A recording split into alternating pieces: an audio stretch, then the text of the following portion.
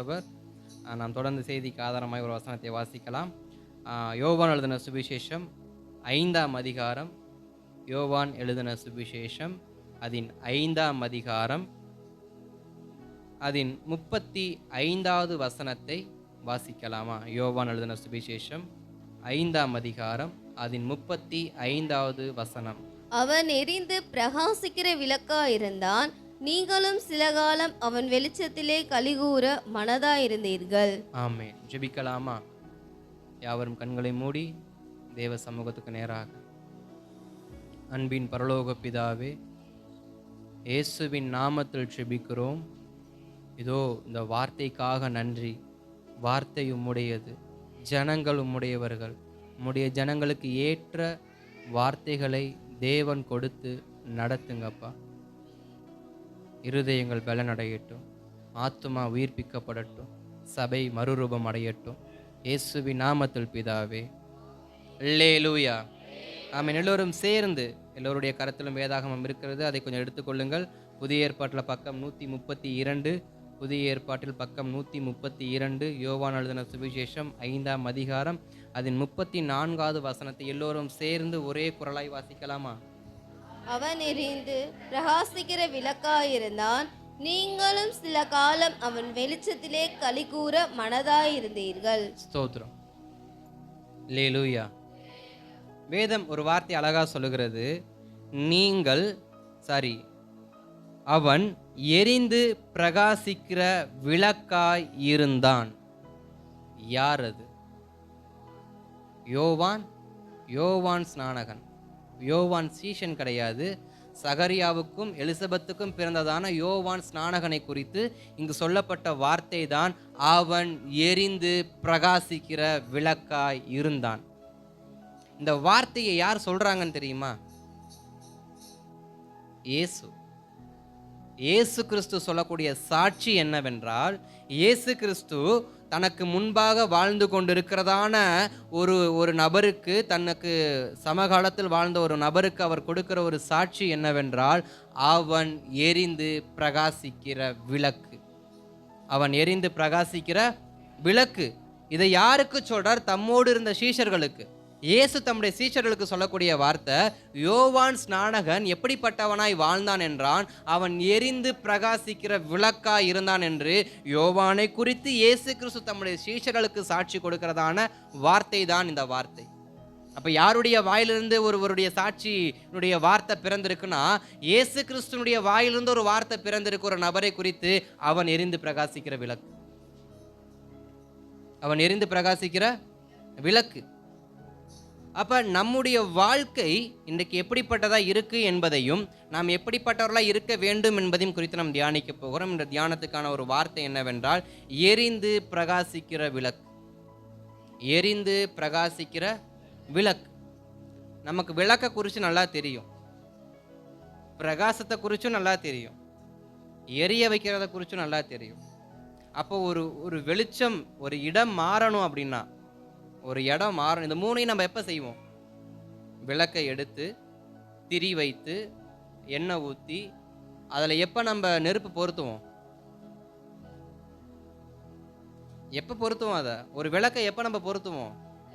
எப்போ இருள் அதிகமாகுதோ, எந்த இடத்துல இருள் அதிகமாக இருக்கோ, இருள் வரும் பொழுதும், ஒரு இடத்தில் இருள் அதிகமாக இருக்கும் பொழுதும், அந்த இருளுக்கு நேராக அந்த இருளை விளக்கும்படி, அந்த இருளை போக்கி விடும்படியாக நாம் வெளிச்சத்தை என்ன பண்ணுவோம்? உள்ள கொண்டு போவோம். நம்முடைய தேசத்தில், நாம் வாழக்கூடிய பட்டணத்தில், நாம் இருக்கக்கூடிய தெருக்களில் எத்தனையோ இருள்கள் என்ன பண்ணுது? ஆளுகை செய்து கொண்டுதான் இருக்கு. ஏன்னா யோவான் வாழ்ந்த காலத்தில் அந்த தேசம் எப்படிப்பட்டதா இருந்துச்சு? இருளடைஞ்சுதான் இருந்துச்சு. ஜனங்கள் இருளடைஞ்சு போய் இருந்தாங்க. போர் சேவர்கள் இருளடைஞ்சு இருந்தாங்க. அநேகர் இருளடைஞ்சு இருந்தாங்க. இருள் அடைந்தவர்களை வெளிச்சமாய் மாற்றும்படிதான் யோவான் ஸ்நானகன் எரிந்து பிரகாசிக்கும் விளக்காய் மாறினார். அல்லேலூயா. ஏன்னா யோவான் ஸ்நானகன் வருவதற்கு முன்பாக பாவத்தை குறித்து யாரும் என்ன பண்ணல? கண்டித்து உணர்த்தல. யாரும் பரலோக ராஜ்யத்தை குறித்து கடிந்து பேசல. யாரும் ஞானஸ்நான சத்தியத்தை குறித்து என்ன பண்ணல? விளக்கம் கொடுக்கல. அப்ப இது எல்லாத்தையும் யாரு கொடுக்கிறா? யோவான் ஸ்நானகன் தான் கொடுக்கிறாரு. காரணம் என்ன? அவர் எரிந்து பிரகாசிக்கிற விளக்கா இருந்தபடியினால். தன்னுடைய வாழ்க்கையை அவர் எப்படிப்பட்ட ஒரு வாழ்க்கையா வாழ்றாரு? நான் எரிந்து பிரகாசிக்கிற விளக்கா இருக்கணும். அதற்கு பிற்பாடு ஒரு வார்த்தை சொல்லுது, நீங்கள் எல்லோரும் அவனுடைய வெளிச்சத்தில் சில காலம் என்ன பண்ணீங்க? களி கூர்ந்தீங்க, மனதாவும் இருந்தீங்க, களி கூறவும் செஞ்சீங்க. அப்ப யோவான் ஸ்நானகன் மத்திய 3ஆம் அதிகாரத்துல அவர் பண்ணக்கூடிய ஒரு நல்ல ஒரு உத்வேகமான பிரசங்கத்தை நம்ம என்ன பண்ண முடியும்? பார்க்க முடியும். என்ன பிரசங்கம் பண்றாரு? 1-2 வசனத்தை அப்படியே வரிசையை வாசிக்க ஆரம்பிங்க. மத்திய எழுதின சுவிசேஷம் 3ஆம் அதிகாரம் 1, 2, 3 வசனங்கள்ல, அந்நாட்களில் யோவான் ஸ்நானகன் யூதாயாவின் வனாந்தரத்தில் வந்து மனம் திரும்புங்கள், பரலோக ராஜ்யம் சமீபித்திருக்கிறது என்று பிரசங்கம் பண்ணினார். போதும். பரலோக ராஜ்யம் சமீபித்திருக்கிறது என்று பிரசங்கம் பண்ணினான். எங்க பிரசங்கம் பண்ணா அப்படின்னா, வனாந்தரத்துல நின்று என்ன பண்றாரு? பிரசங்கம் பண்றார். ஒரு தேசம் இருக்கு, ஒரு தேசத்துல ஒரு பகுதியை தெரிந்து கொள்கிறாரு. அந்த பகுதி வனாந்தரமான பகுதியா இருக்கு. அந்த வனாந்தரமான பகுதியிலிருந்து தான் அவர் என்ன பண்றாரு? பிரசங்கம் பண்றாரு. என்ன பிரசங்கம் பண்றாரு? மனம் திரும்புங்கள். அந்த சத்தத்தை கேட்க யாராவது இருந்தாங்களா? ஏன்னா அது வனாந்தரம். வனாந்தரத்துல அவருடைய சத்தத்தை கேட்க யாருமே இல்லை. ஆனா அவர் சத்தம் போட்டார், மனம் திரும்புங்கள், பரலோக ராஜ்யம் சமீபமா இருக்குன்னு சத்தம் போட்டார். இது எதை குறிக்கிறது என்றால், நம்முடைய ஜெபத்தை, நம்முடையதான சுவிசேஷத்தை, நம்முடையதான வேத வசனத்தை கேட்பதற்கு ஒரு கூட்டம் இருக்கோ இல்லையோ, வராங்களோ வரலையோ, சத்தியத்தை அறிவிக்க வேண்டியது, மனம் திரும்புவதற்கு ஏற்ற வார்த்தையை சொல்ல வேண்டியது நம்முடைய கடமை. அல்லேலூயா. கூட்டம் வருதோ வரலையோ, வனாந்தரத்தை நோக்கி அவர் சொன்ன ஒரே வார்த்தை மனம் திரும்பு, மனம் திரும்பு. மனம் திரும்புவதற்கு ஏற்ற வார்த்தையை நாம் எப்பொழுதும் பேசிக்கொண்டே இருக்க வேண்டும். ஆள் இருக்கிறாங்க இல்லை அப்பெல்லாம் கிடையாது. நாம் எப்பயுமே நம்முடைய வாயிலிருந்து பிறக்கக்கூடிய ஒரு வார்த்தை என்ன வார்த்தை இருக்குன்னா, மனம் திரும்ப வேண்டும், பரலோக ராஜ்யம் சமீபமாக இருக்கிறது. மனம் திரும்ப வேண்டும், பரலோக ராஜ்யம் சமீபமாக இருக்கிறது. இப்போ வனாந்தரத்தில் யோவான் பிரசங்கம் பண்ண ஆரம்பிக்கிறாரு. அந்த பிரசங்கத்தை கேட்டு அடுத்து வாசிங்க. ஆயத்தப்படுத்துங்கள், கர்த்தருக்கு வழியை ஆயத்தப்படுத்துங்கள், அவருக்கு பாதைகளை செவ்வை பண்ணுங்கள் என்று வனாந்தரத்திலே கூப்பிடுகிறவருடைய சத்தம் உண்டென்று ஏசாயா தீர்க்கதரிசினால் சொல்லப்பட்டவன் இவனே. ஸ்தோத்திரம். இங்க இன்னொரு வார்த்தை சொல்லப்படுகிறது. இவர் தீர்க்க தரிசனத்தின் அடிப்படையில் இவருடைய வாழ்க்கை என்ன பண்ணுது? செயல்படுகிறது என்று சொல்லி. எதன் அடிப்படையில்? தீர்க்க தரிசன வசனத்தின் அடிப்படையில் இவருடைய வாழ்க்கை என்ன பண்ணுது? இருக்கு. ஏன்னா ஏசாயாவின் தீர்க்க தரிசனத்துல இந்த யோவான் ஸ்நானனை குறித்து என்ன பண்ணப்பட்டிருக்கு? சொல்லப்பட்டிருக்கு. அப்ப நம்முடைய வாழ்க்கை ஒவ்வொருவருக்கும் ஒவ்வொரு திட்டத்தை கர்த்தர் என்ன பண்ணியிருக்கிறாரு? வைத்திருக்கிறார். ஒரு உற்பத்தி காலத்துக்கு ஒரு திட்டம் இருக்கு என்றால், அந்த உற்பத்தி கால திட்டத்தில் பிறந்த பிள்ளைக்கு ஒரு திட்டத்தை கர்த்தர் என்ன பண்ணியிருக்கிறாரு? வச்சிருக்கிறார். சிம்சோனை குறித்து நமக்கு நல்லா தெரியும். சிம்சோனை குறித்து அவன் பிறப்பதற்கு முன்பாக கர்த்தர் அவன் தாய் தகப்பன் கொடுத்த திட்டம் என்ன? அவன் நசரேய விருதம் எடுக்கக்கூடிய மகனா என்ன பண்ணணும்? வளரணும், வாழணும். இவன் நசரேயனாக என்ன பண்ணணும்? வாழணும், வளரணும். இதுதான் சிம்சோனை குறித்த தேவ திட்டம். அதுதான் அவனை குறித்து சொல்லப்பட்ட தீர்க்க தரிசனமான வார்த்தை. இன்றைக்கு எத்தனை பேர் நம்முடைய வாழ்க்கையில் கர்த்தர் கொடுத்த வார்த்தைக்கு நேராக நம்முடைய வாழ்க்கையை நம்ம வாழ பழக்கப்படுத்திக்கிட்டு இருக்கிறோம்? எத்தனை முறை நம்முடைய வாழ்க்கை வேத வசனத்துக்கு ஒத்து வாழ்ந்து கொண்டிருக்கிறோம்? எத்தனையோ வார்த்தைகள் நமக்கு நேராக வந்து கொண்டிருக்கு. வசனத்தின் மூலமாக, பாடல் மூலமாக, அதாவது கிறிஸ்தவ பாடல் மூலமாக, பிரசங்கங்கள் மூலியமாக எத்தனையோ வார்த்தை நம்மை நோக்கி வந்து கொண்டிருக்கு. தூதன் சொல்றாரு சிம்சோனுடைய தாய் தகப்பனை பார்த்து, உன்னுடையதான கர்ப்பத்தில் வளரக்கூடிய மகன் கர்த்தருக்காய் பயன்பட வேண்டிய மகன். அந்த மகன் தேவனுக்காக அநேக காரியங்களை செய்யக்கூடிய மகனா என்ன பண்ணுவான்? இருப்பான். ஆனா அந்த மகனை நீதான் என்ன பண்ணணும்? பத்திரமா வளர்க்கணும். நீ எப்படிப்பட்ட வளர்ப்பு வளர்க்கிறியோ அப்படிப்பட்ட வாழ்க்கையை அவன் என்ன பண்ணுவான்? வாழுவான். திராட்சை ரசம் குடிக்காம இருக்கணும். ஸோ அதனால அவன் தாய் தகப்பனுக்கு தூதன் போட்ட கட்டளை, நீயும் என்ன பண்ணாத? திராட்சை ரசம் குடிக்கிறதோ இல்லை சில கிரியைகள் எதுவும் என்ன பண்ணாத. காரணம், அவன் கரு உருவாகும் பொழுதே அந்த கரு எப்படிப்பட்டதா இருக்கணுமா? பரிசுத்தமா இருக்கணுமா. இவ்வளவு பெரிய திட்டம் யாருக்கு வச்சிருக்காரு ஆண்டவர்? சிம்சோனுக்கு. அவன் கரு உருவாகும் போதே அந்த உருவாக்கக்கூடிய அந்த அந்த கர்ப்ப பையானது எப்படி இருக்கணுமா? பரிசுத்தமா இருக்குன்னு சொல்லி யாருக்கு கட்டளை கொடுக்கிறாரு? சிம்சோனுடைய தாய் தகப்பனுக்கு கொடுக்கிறாரு கட்டளைய. உன் கர்ப்பம் ஆசீர்வாதமா இருக்கணும்னா உன் கர்ப்பப்பை பரிசுத்தமா இருக்கணும். உன் கர்ப்பப்பை பரிசுத்தமா இருக்கும்னா அந்த கர்ப்பப்பைக்குள் உருவாகிறதான அந்த கரு என்ன பண்ணும்? பரிசுத்தமா இருக்கும். அந்த கருவை பெற்றெடுத்து, அந்த பிள்ளையை பெற்றெடுத்து நீ சரியா வளர்த்த அப்படின்னா அது ஒழுங்கா வாழும். அது ஒழுங்கா, அந்த மகன் ஒழுங்கா வாழுவான் என்றால் அவன் கர்த்தருக்காய் பயன்படுவான். இதுதான் யாரை குறித்த தீர்க்க தரிசனம்? சிம்சோனை குறித்த தீர்க்க தரிசனம். ஆனால் நடந்தது என்ன? அவர் அந்த திட்டத்திற்கு கீழ் தன்னுடைய வாழ்க்கையை வாழல. தகப்பன் தாய் ஒழுங்கா வளர்த்திருந்தாங்க, குறை சொல்ல முடியாது. ஆனால் ஒரு கட்டத்தில் சிம்சனுடைய தகப்பனும் தாயும் சிம்சோனை நடத்த வேண்டிய விதத்தில் நடத்த தவறிவிட்டார்கள். நடத்த வேண்டிய விதத்தில் நடத்த தவறிவிட்டார்கள். காரணம் என்னன்னா, பிள்ளைய கண்மூடித்தனமா நம்புறது. பிள்ளைய கண்மூடித்தனமா நம்புறது. 15 வருஷமா 20 வருஷமா சிம்சோன் நசரேயனாவே இருக்கிறான். அவனுடைய தலையின் மயிர் சிரைக்கப்படலை. அவன் எந்த மாம்சமும் சாப்பிடல, செத்ததை தொடலை, எதுவுமே பண்ணல, செத்த வீட்டுக்கு போகல, எங்கேயும் போகல. அவன் தேவனுக்காக பிரித்து வாழப்பட்ட ஒரு நசரேய வாழ்க்கையை வாழ்றான்னு சொல்லி நம்புனாங்க. அதனால பிள்ளையின் மேல இருந்த கவனத்தை கொஞ்சம் குறைச்சிட்டாங்க. அதனால சிம்சோன் என்ன பண்றாரு? ஒரு செத்த சிங்கத்தினுடைய உடம்புக்குள்ள இருக்கிற தேனை என்ன பண்றாரு? எடுத்து சாப்பிட்றாரு. செத்தது பக்கத்திலேயே சிம்சோன் போகக்கூடாது. சிம்சோன் எங்க போகக்கூடாது? செத்த சரீரத்துக்கு பக்கத்துல போகக்கூடாது. ஆனா அவன் போயிட்டு வந்தது யாருக்கு தெரியாது? தாய் தகப்பனுக்கு தெரியல. அவன் ஒரு விபச்சாரி ஸ்திரீயோட பழக்கம் வச்சிருக்காருன்னு யாருக்கு தெரியல. அவன் இன்னொரு திருமணம் பண்ண ரெடி ஆயிட்டான்னு யாருக்கு தெரியல. அவன் தன்னுடைய சொந்த மாமனாருடைய வயலுக்கே தீ கொளுத்த போனான்னு யாருக்கு தெரியல. அவனுடைய வாழ்க்கை பூராமே அவன் அவனுக்காகவே அவன் வாழ்றான்னு யாருக்கு தெரியல. அப்ப யார் கவனத்தை குறைச்சது?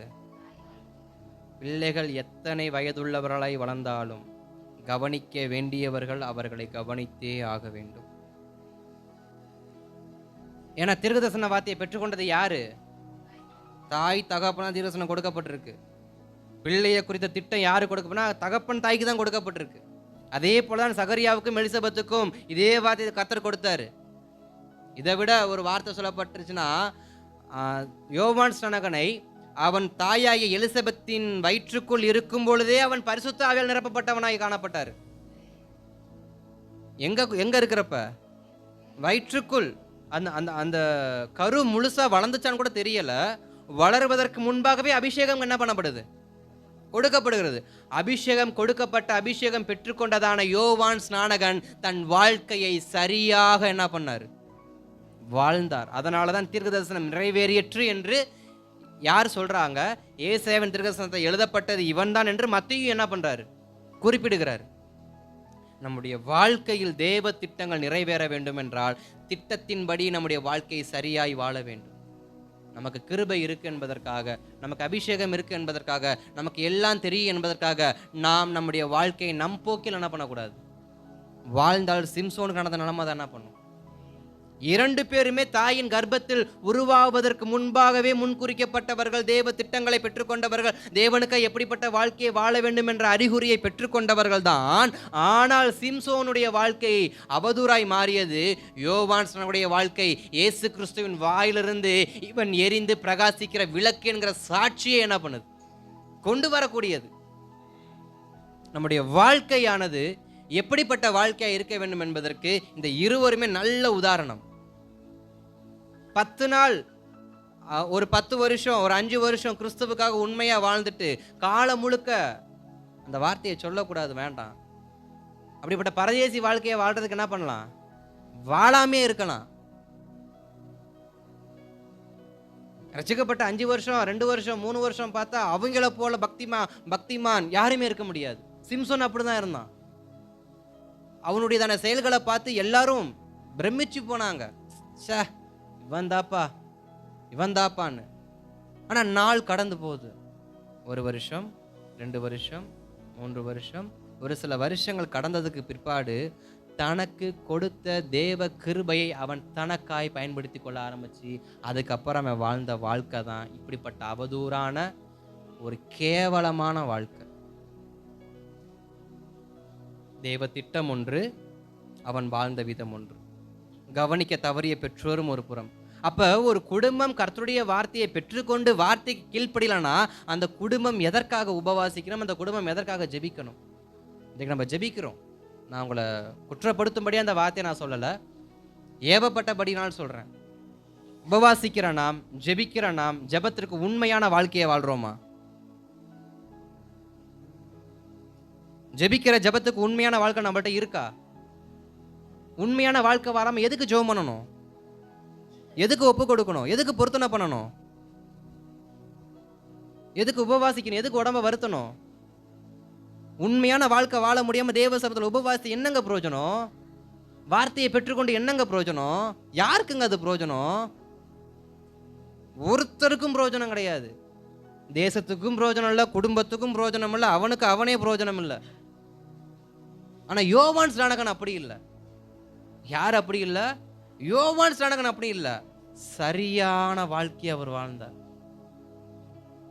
சகரியாவுக்கு ஒரு பெயர் கொடுக்கப்பட்டது யோவான் என்று, எலிசபெத்துக்கு ஒரு பெயர் கொடுக்கப்படுறது யோவான் என்று. பிறந்த குழந்தைய மரியாள் வாழ்த்தும் பொழுது துள்ளிட்டு நம்ம என்ன பண்றோம் பார்க்கிறோம். மரியாளும் எலிசபெத்தும் பேசி கொண்டிருக்கும் பொழுது மரியாள் எலிசபெத்தை வாழ்த்தும் பொழுது பிள்ளை துள்ளுதுன்னு நம்ம பார்க்கிறோம் லூக்காவின் சுவிசேஷத்துல. அப்படிப்பட்ட கர்ப்பத்தில் இருக்கும் பொழுதே பராமரிக்கப்பட்ட பிள்ளைகள் தான் நாம் எல்லோரும். ஏன்னா நம்மள கர்த்தர் எங்க முன்குறிச்சுக்காரு, உன் தாயின் கருவில் உருவாகும் முன்னே நான் உன்னை பேர் சொல்லி நீ என்னுடையவன். இதானே வாக்கு தத்துவம்.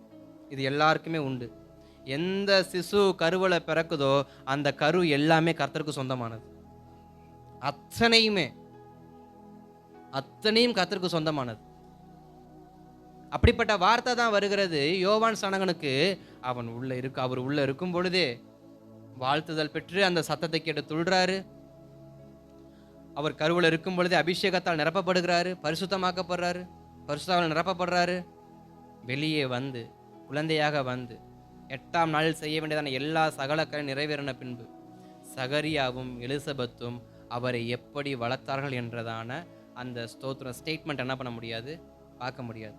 அதே போலதான் இயேசு கிறிஸ்துவுக்கும் 8 நாள் வரைக்கான காரியங்கள் இருக்கும். அதற்கப்புறம் அந்த பிள்ளையை எப்படி வளர்த்தாங்கன்ற ஸ்டேட்மெண்ட் என்ன பண்ணாது, இருக்காது.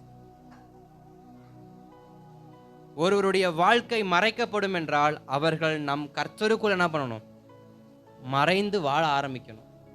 அவங்களுடைய வாழ்க்கை மறைக்கப்பட்டிருந்துச்சு. மற்றவருடைய கண்களுக்கு முன்பாக அவங்களுடைய வாழ்க்கை என்ன பண்ணப்பட்டுச்சு, மறைக்கப்பட்டுச்சு. மறைக்கப்பட்டதனால் அவங்க நல்ல ஒரு வாழ்க்கையை வாழலையான்னு கேட்டால் கண்டிப்பாக கிடையாது. அவங்க வெளியரங்கமாக ஆடம்பரமான ஒரு வாழ்க்கை வாழாமல் மறைமுகமான ஒரு வாழ்க்கை வாழ்றதுக்காண்டி அவங்க ஒரு தீமையான ஒரு உபத்திரவம் நிறைந்த ஒரு போராட்டம் நிறைந்த வாழ்க்கையை வாழணும் கண்டிப்பாக கிடையாது. அவருடைய வாழ்க்கை முறைகள் சொல்லப்படாமல் இருந்தாலும் அவர்கள் தங்களை கர்த்தருக்குள் என்ன பண்ணாங்க, வளர்த்து கொண்டிருந்தார்கள். அதற்கு நல்ல உதாரணம் யோவான் ஸ்நானகனும் இயேசு கிறிஸ்துவும். அவர்கள் செஞ்ச ஊழியத்தை நம்ம இங்க பார்க்கிறோம். அப்ப அதுக்கு முன்பாக எப்படிப்பட்டவங்களா இருந்திருக்கணும், அதற்கேற்ற பாதையில வளர்க்கப்பட்டிருக்கணும். சரி இருக்கட்டும், பிரசங்கம் வேற பக்கம் போகுது. அல்லேலூயா. அப்ப யோவான் ஸ்நானகன் எப்படிப்பட்டாராக்கா, எரிந்து பிரகாசிக்கிற விளக்கா இருக்கிறார். அந்த விளக்கு சொல்ற வார்த்தை, மனந்திரும்புங்கள் பரலோக ராஜ்யம் சமீபமா இருக்கிறது.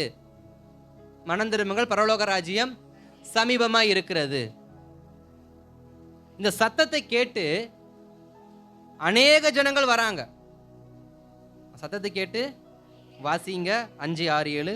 அப்பொழுது எருசலேம் நகரத்தாரும் யூதேயா தேசத்தார் அனைவரும் யோர்தானுக்கு அடுத்த சுற்றுப்புறத்தார் யாவரும் யோர்தானுக்கு அடுத்த சுற்றுப்புறத்தில் இருக்கிற யாவரும் அங்கு போய் தங்கள் பாவங்களை அறிக்கையிட்டு யோர்தான் நதியில் அவனால் ஞானஸ்நானம் பெற்றார்கள். போதும். இப்ப எங்கெங்கெல்லாம் போறாங்க, வனாந்தரத்துக்கு நோக்கி. யூதேயால இருந்து, எருசலேமில் இருந்து, யோர்தான் அந்த நதிக்கரையில் சுற்றி இருக்கிறதான அந்த எல்லா மக்களும் எங்கே போகிறாங்க? வனாந்திரத்தை நோக்கி போகிறாங்க. அப்போ சத்தம் எந்த அளவுக்கு வலுவாக இருந்திருக்கும்? சத்தம் எந்த அளவுக்கு வலுவாக இருந்திருக்கும்? ஜனங்கள் ஈர்க்கப்பட என்ன காரணம்? யூதேயாவிலிருந்து, யோர்தான் நதிக்கரையிலிருந்து, எருசலேமில் இருந்து இந்த சத்தத்துக்கு ஜனங்கள் ஈர்க்கப்பட என்ன காரணம்? அவர் வாழ்ந்த வாழ்க்கை. அவர் வாழ்ந்த வாழ்க்கை தான் காரணம். தன்னை எரிந்து பிரகாசிக்கிற விளக்காக அவர் என்ன பண்ணார்? மாத்தினார். எரிந்து பிரகாசிக்கிற விளக்காக அவர் மாத்தினார். ஒரு சில குறிப்பை மாற்ற நான் சுருக்கமாக கொடுத்துட்டு நான் வேகமாக நான் வார்த்தைக்கு நேரம் என்ன பண்ணுறேன், நான் புறப்பட்டு போகிறேன். இந்த விளக்கு என்றால் ஒரு 5 காரியங்கள் என்ன பண்ணப்படுது? கொடுக்கப்பட்டிருக்கு. நெருப்புக்கு மட்டும் எரிந்து பிரகாசிக்கிற விளக்கு அப்படிங்கிற அந்த எரிந்துன்ற வார்த்தைக்கு மட்டுமே ஒரு 5 விதமான டெஃபினேஷன் கிரீக்கில் என்ன பண்ணப்பட்டிருக்கு?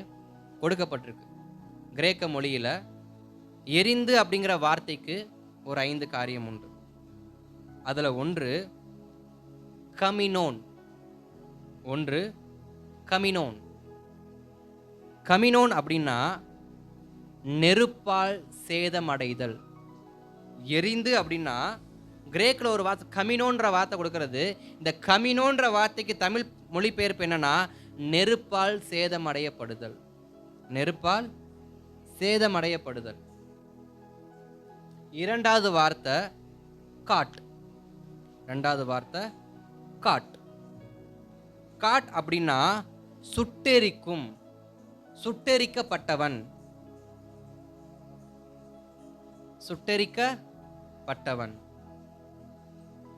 மூன்றாவது கையோ.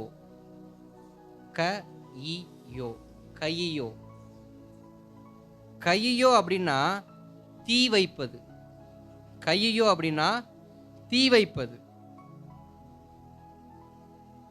தீ வைக்கணும்னா எதையாவது கொண்டு போய் என்ன பண்ணணும்? எரிக்கணும். கையோனா தீ வைப்பது. நான்காவது காமா இல்லைன்னா காமா அல்லது கொமா அப்படின்னா பளபளப்பை கொடுக்கக்கூடியது.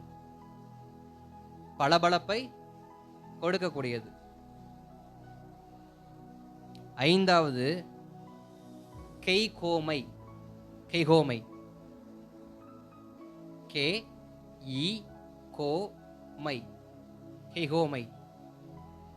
அப்படின்னா நெருப்பில் இருத்தல். அதாவது நெருப்புக்குள் இருக்கிறது. முதல்ல ஒரு வார்த்தை சொல்லப்பட்டது நெருப்பால் சேதமடைதல். யோவான் ஸ்நானகனுடைய வாழ்க்கையை எதற்கு ஒப்பு கொடுத்தார்னா தன்னை தாயின் கர்ப்பத்தில் அபிஷேகம் பண்ண ஆவியானவருக்கு ஒப்பு கொடுத்து எப்படிப்பட்ட வாழ்க்கையை வாழ்கிறார் அப்படின்னா நான் உலக பிரகாரமான வாழ்க்கையை அல்ல, நான் தேவனுக்காக வாழ வேண்டும் என்று சொல்லி உலக காரியங்கள் அனைத்தையும் தனக்குள் சேதப்படுத்துவதற்கு நெருப்புக்கு என்ன பண்றாரு? ஆவியானவருக்கு என்ன பண்றாரு? நாம் எரிந்து பிரகாசிக்கிற விளக்கா இருக்கணும்னா யோவான் செய்கிறதான ஒரு எரிந்து அப்படின்ற வார்த்தைக்கு என்ன விளக்கம் கொடுக்குறாங்க? நெருப்பால் சேதமடைதல். நம்மை முதல்ல ஆவியானவருக்கு விட்டு கொடுக்கணும், கர்த்தருக்கு விட்டு கொடுக்கணும். நெருப்பு ஒரு பொருளை ஆளும் என்றால் அந்த பொருள் தன்னை முற்றிலுமா விட்டு கொடுத்துரும். இல்ல பண்ண மாட்டேன், எரிய மாட்டேன், அதை பண்ண மாட்டேன், இதை பண்ண மாட்டேன் அப்படின்னா அந்த நெருப்பு சும்மா விடாது. யோவான் ஸ்நானகன் தன்னை கர்ப்பத்தில் அபிஷேகித்ததான, தன் தாயின் கர்ப்பத்துக்குள் இருக்கும் பொழுது அபிஷேகம் பண்ணப்பட்டதான, தன்னை அபிஷேகத்ததான பரிசுத்த ஆவியானவர், அந்த அக்கினி ஆவியானவருக்கு தன்னை விட்டு கொடுத்து நான் உலகத்தில் சிக்கி கொள்ளாதபடிக்கு, உலகத்தால் எனக்குள் ஏற்பட்டிருக்கிற எல்லாவற்றையும் நீங்க என்னில் சேதப்படுத்துங்கன்னா எடுத்து போடுங்க. ஒரு உலோக பொருளை ஒரு பொம்மையாகவோ ஒரு கருவியாகவோ உருவாக்குவதற்கு என்ன பண்ணுவாங்க? நெருப்புக்கு விட்டுருவாங்க. அது பார்க்கறதுக்கு ஒரு உருண்டை உலோகம், ஒரு உருண்டை இரும்பு உலோகமா உள்ள கட்டி உலோக இரும்பாக கூட இருக்கும். அதை நெருப்புக்குள்ள கொடுக்கும் பொழுது அந்த நெருப்பு என்ன பண்ணும்? நீ என்னை என்ன வேணா பண்ணிக்க, என்னைய சேதப்படுத்துறியா, சேதப்படுத்திக்க. அந்த இரும்பை போட்டு தட்டுற தட்டுல உருண்டையா இருந்தது, சதுரமா இருந்தது. இப்படிப்பட்ட பைப்பா என்ன பண்ணுது? இதுவும் ஒரு இரும்பு உலோகம் தான். எப்படி இருந்தது? நல்ல உருண்டையா, நல்ல சதுரமா இருந்தது. இப்படிப்பட்ட வடிவங்களுக்கு மாற காரணம் என்ன? இந்த உலோகமானது நெருப்பு தன்னை சேதப்படுத்த என்ன பண்ணுது? விட்டு கொடுக்குது. யோவான் ஸ்நானகன் கர்த்தர் தன்னை சேதப்படுத்த, அதாவது உலகத்தால் நான் கரைபட்ட வாழ்க்கையை, என் கரையை போக்கும்படி யோவான் ஸ்நானகன் தன் வாழ்க்கையை ஆவியான விட்டு கொடுத்தார். நீங்க என்னை சேதப்படுத்துங்கப்பா, என்னை எவ்வளவோ தட்டுங்கப்பா, நான் உருவானா போதும், நான் விளக்கா மாறினா போதும், நான் எரியிற விளக்கா மாறினா போதும், அதுக்கு என்னைய எவ்வளவு சேதப்படுத்துங்க. இன்னைக்கு சேதமான வாழ்க்கை நமக்கு வாழ என்ன பண்ண முடியல. ஏன் இந்த போராட்டம்? சாட்சி கூட அழகா சொன்னாங்க, முடியல அப்படின்னு. ஆனா யோவான் ஸ்நானகன் சொல்றாரு, நெருப்புக்கு விட்டு கொடுக்கிறார். என்னை சேதப்படுத்தினா சேதப்படுத்திக்கங்க, என்னை சேதப்படுத்த விட்டு கொடுக்கிறேன், ஆனா நான் எரிந்து பிரகாசிக்கிற விளக்கா இருக்கணும். ஒரு விளக்கு எரியணும்னா அந்த திரி தன்னை விட்டு கொடுக்கணும். அந்த திரி முழுசாவே இருக்குமா? அது கரைஞ்சிக்கிட்டே வரும். நம்ம என்ன பண்ணுவோம்? ஏற்றி வச்சுக்கிட்டே இருப்போம். அந்த திரி தான் சேதம் அடைந்தாலும் நான் வெளிச்சத்தை என்ன பண்ணுவேன்? கொடுத்துக்கிட்டே இருப்பேன். யோவான் ஸ்நானகனுக்கு விரோதமாக எத்தனை பேர் எழும்புனாங்க? யோவான் ஸ்நானகன் எங்கேயாவது தன்னுடைய சேதத்தை குறித்து அவர் வருத்தப்பட்டு சத்தியத்தை கூறுவதை நிறுத்தினாரா? இல்லை மனம் திரும்புங்கள் பரலோக ராஜ்யம் சமீபமாக இருக்கின்ற வார்த்தையை சொல்ல தவறினாரா? இல்லை. சேதம் அடைந்தாலும், அப்ப நாம் விளக்காய் மாறணும்னா சில சேதங்கள் நமக்கு ஏற்படத்தான் செய்யும். சேதங்கள் ஏற்படுகிறதே என்பதற்காக நான் விளக்காய் மாறுவதை மாற்றிக்கொள்ளக்கூடாது. விளக்கா மாறினா சில சேதங்கள் வந்துதான் ஆகும். அது பேர் தான் எரிக்கிறது. இரண்டாவது ஒரு வார்த்தையை சொன்னேன், சுட்டெரிக்கும் சூரிய வெப்பத்தை போல. தாங்கக்கூடாத வெப்பம், தாங்கக்கூடாத. இன்றைக்கு நம்ம வெப்ப காலத்துல தான் இருக்கிறோம். இந்த வெப்பத்தை நம்ம என்ன பண்ண முடியல. ஆனா இதே வெப்பத்தை தாங்கினாதான் நமக்கு வேலை செய்கிற இடத்துல சம்பளம் என்ன பண்ணும். அப்ப அந்த வெப்பத்தை என்ன பண்ணி ஆகணும்? வீட்டுக்குள்ள இருக்கிறப்ப நம்ம என்ன சொல்றோம்? ஐயோ உப்பசமா இருக்கு, உட்கார முடியல, நிக்க முடியல. ஆனா அதுவே பட்டப்பகல் மதியம் 2 மணிக்கு வேலை செய்யறப்ப தாங்க முடியுதுல்ல, தூங்க முடியுதுல்ல. எத்தனை அந்த வேலை ஸ்தலத்துல படுத்து தூங்கியிருக்கோம். நம்ம கடை வேலைக்கு போறப்ப, வயல் வேலைக்கு போறப்ப, வரப்பு வேலைக்கு போறப்ப அடி வெயில் சுளீர்னு அடிக்கும். 12 மணிக்கு 2 மணிக்கு வாக்கியா வரப்பு மேல படுத்து கிடப்போம். அப்ப வெப்பம் சேதப்படுத்தலையா?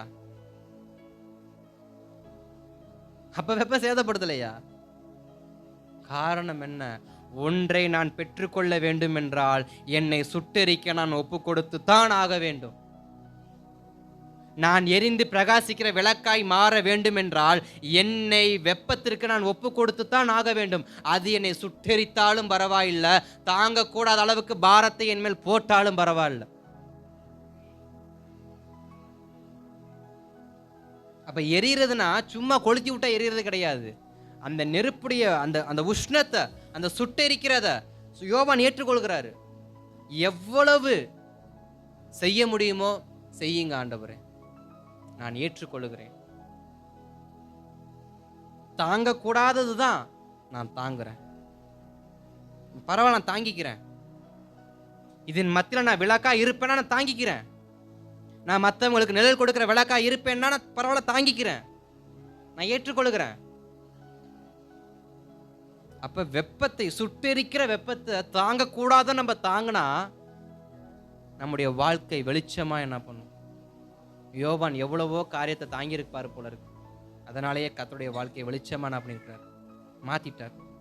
அடுத்து மூன்றாவது சொன்னேன், தீ வைப்பது.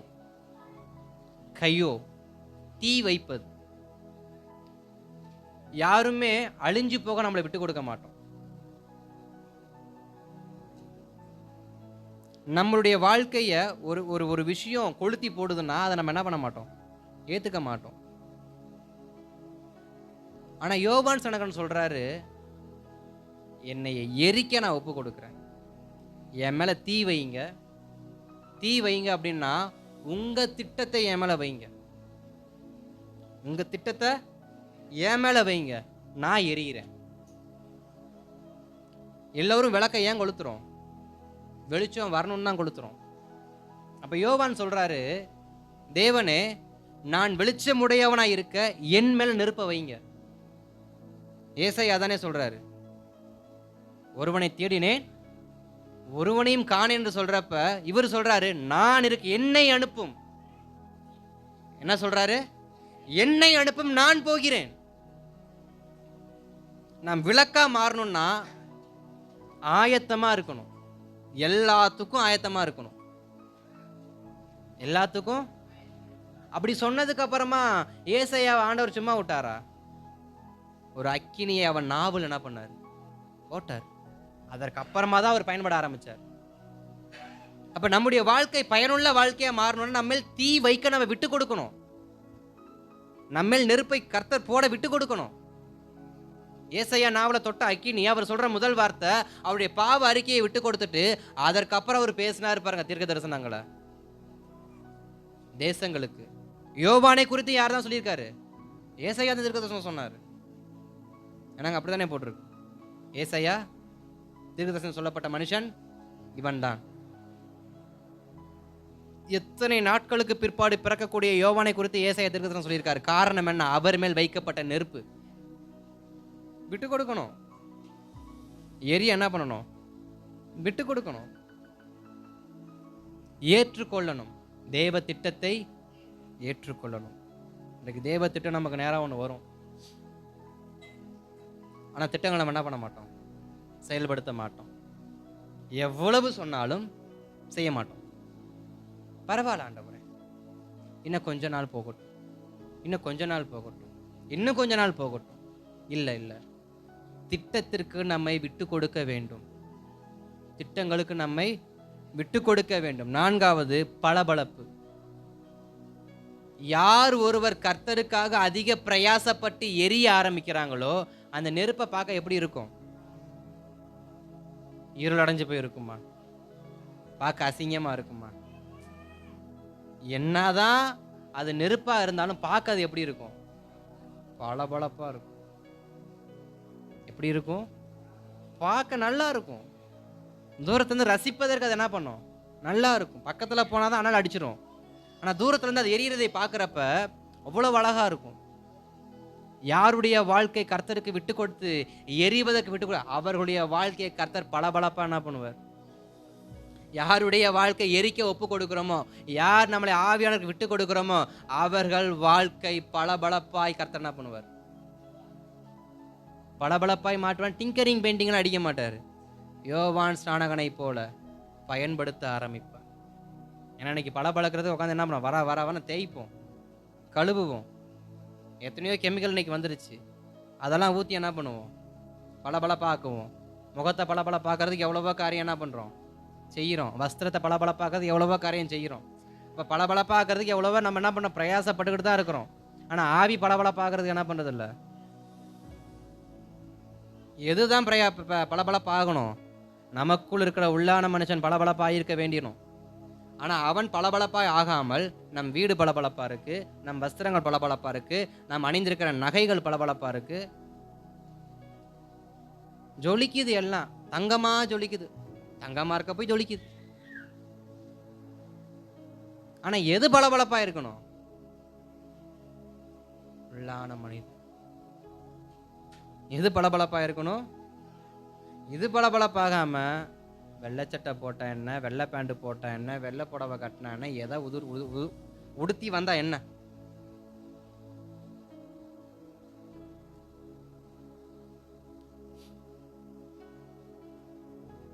நம்ம ஜெபித்து என்ன, நம்ம ஆலயத்துக்கு வந்தோன்னா, நம்ம ரட்சிக்கப்பட்ட என்ன, நம்ம ஞானஸ்நானம் எடுத்தோன்னா, நம்ம அபிஷேகம் என்னத்துக்கு இதெல்லாம்?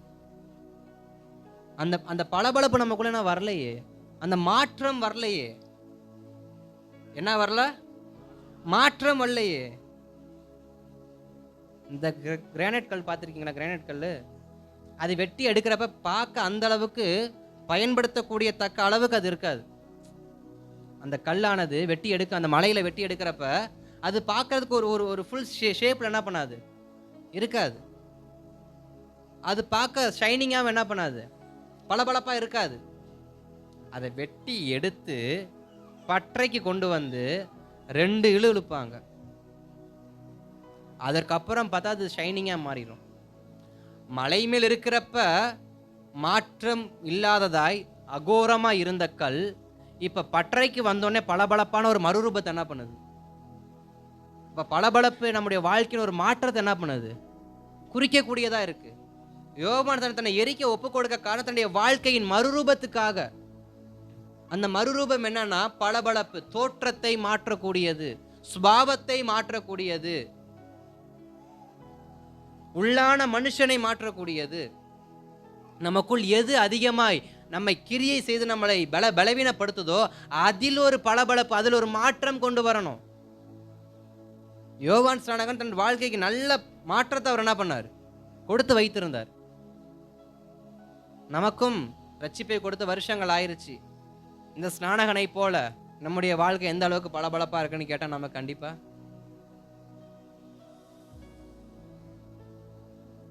எரிந்து பிரகாசிக்கணும்னா சில மறுரூபத்துக்கு, சில மாற்றத்துக்கு, சில ரீஃபிட்டிங்க்கு, மறுசீரமைப்புக்கு விட்டு கொடுக்கணும். விட்டு கொடுக்காம பளபளப்பா என்ன பண்ண முடியாது. இன்றைக்கு பல வருஷமா தேய்க்கப்படாத சில பித்தளை பாத்திரம், செம்பு பாத்திரம் என்ன சபைக்குள்ள என்ன பண்ணுது இருக்கு. ஈயம் பூசாத சில பாத்திரம்லாம் என்ன பண்ணுது, பல வருஷமா ஒட்டடடிச்சு கிடக்குது.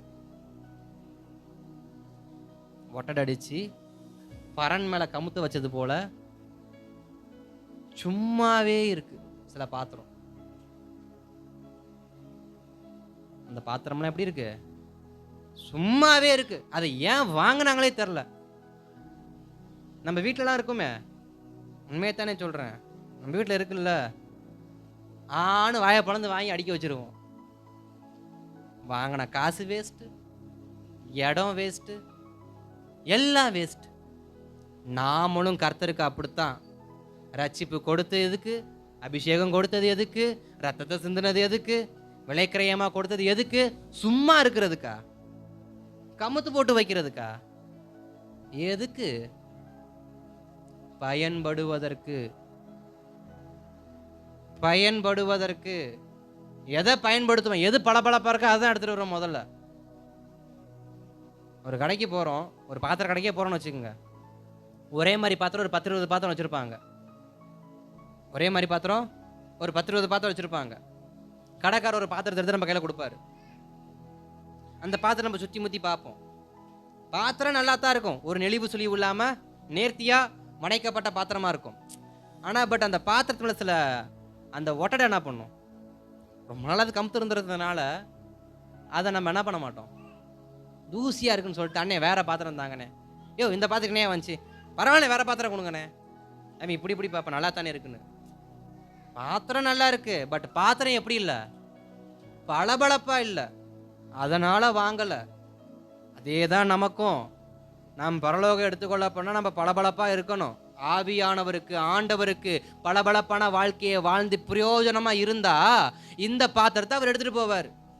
தூசி அடைந்து ஒட்டடை அடைஞ்சு பிரயோஜனப்படாம கமுத்து கடந்தா கழுது அங்கேயே கடக்கட்டும்னு விட்டுட்டு என்ன பண்ணிடுவார்.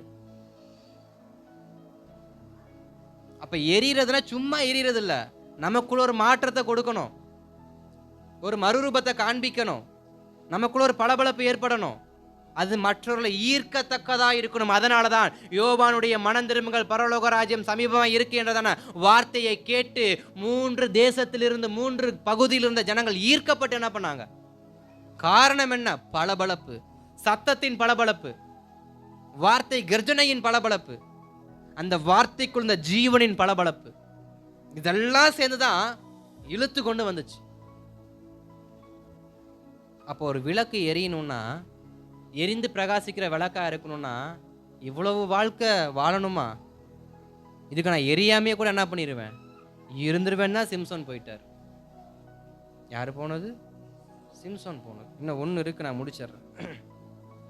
5வது, தன்னைத்தானே, அதாவது நெருப்பில் இருத்தல். இருத்தல்னா நெருப்புக்குள் இருத்தல், ஆவியானவருக்குள், ரட்சிப்புக்குள், அபிஷேகத்துக்குள், பாவ மன்னிப்புக்குள். எதுக்குள்? ஆக மொத்தம் கண்மலையின் வெடிப்புக்குள் நம்மை நாம் மறைத்து வைக்க பழக வேண்டும். என வேதத்தில் ஒரு வார்த்தை சொல்லப்படுகிறது, விக்கினங்கள் கடந்து போகும் மட்டும் உன்னை கொஞ்சம் மறைச்சுக்கோ. விக்கினங்கள் கடந்து போக மட்டும் உன்னை கொஞ்சம் என்ன பண்ணிக்க, ஒளித்து வைத்துக்கொள். எதுக்குள்ள ஒளிஞ்சுக்கணுமா? குகைக்குள்ள கிடையாது, வீட்டுக்குள்ள கிடையாது, போர்வைக்குள்ள கிடையாது. சில பேர் பயந்த போர்வையை போத்திக்குவாங்க. போர்வையை போத்தினா பயம் போயிருமா?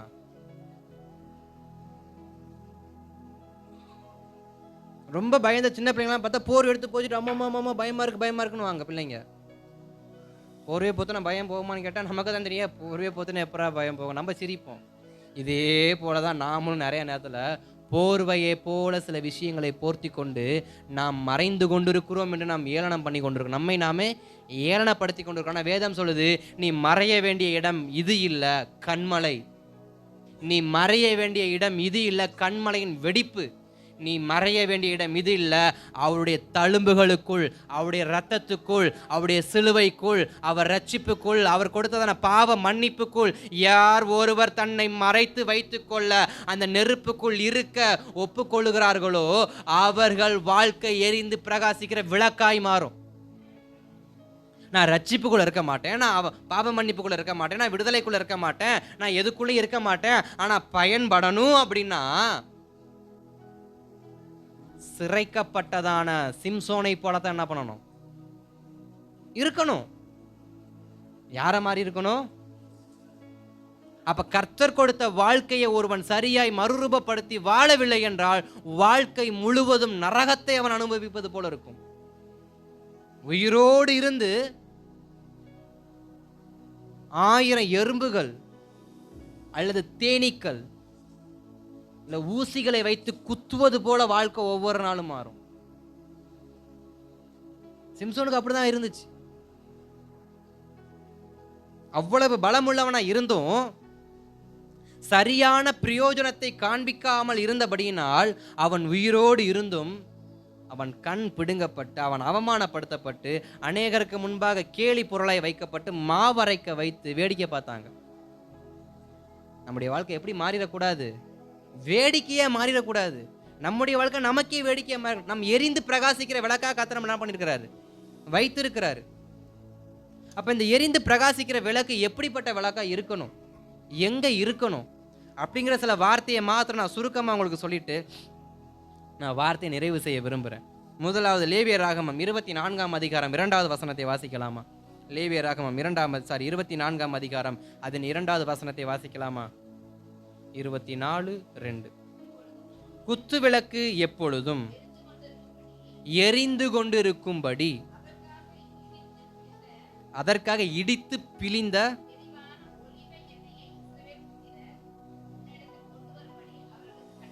ஸ்தோத்திரம்.